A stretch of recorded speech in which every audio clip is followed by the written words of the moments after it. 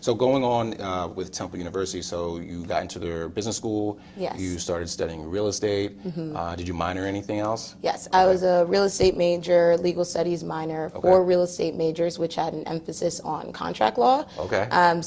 Which, as you know, is extremely important. And Yeah. I didn't want to go to law school, but I still understood that I was going to have to read a lot of contracts and leases in our field. Yeah. And so I thought that it would be useful, and it has been. That's amazing. Like, I wish I had that insight when I was your age, because I'm trying to read those leases now, and you know, get with my job, get comfortable and familiar with the loan applications and the negotiation when we're financing properties, and it's a lot if you don't have that familiarity. So.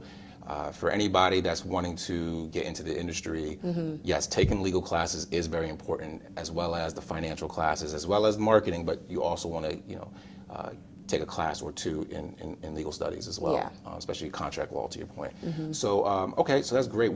Were you involved at Temple in extracurricular activities? So I was in a few programs. So we have a Temple real estate organization that I was a part of. And then I also, like I said, I have a foundation of family who comes from education. So I've always had a knack to give back to nonprofits. So I was in programs such as Gear Up, which basically went into the underserved communities and the different high schools in Philadelphia, and we sat at tables, we talked to students about the college admissions process and the importance of going to school or not going to college, and thinking about what trade school looks like for them.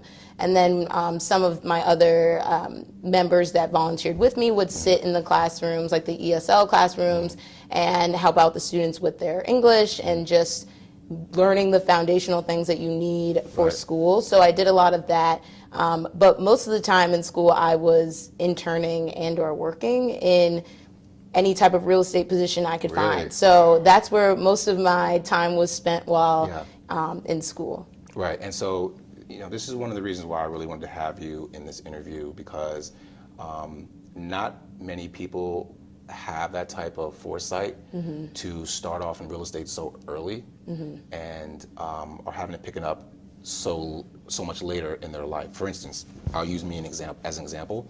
I didn't get into the industry until I was in my 30s, right? And that's because I had no exposure and no knowledge. And that's because outside of residential real estate, which everybody's kind of familiar, well, pretty familiar with, commercial real estate is under the radar, and it has been staying that way for a very long period of time. That's because it's mainly based on a lot of relationships, and then the commercial real estate companies don't really attend career fairs at schools, et cetera.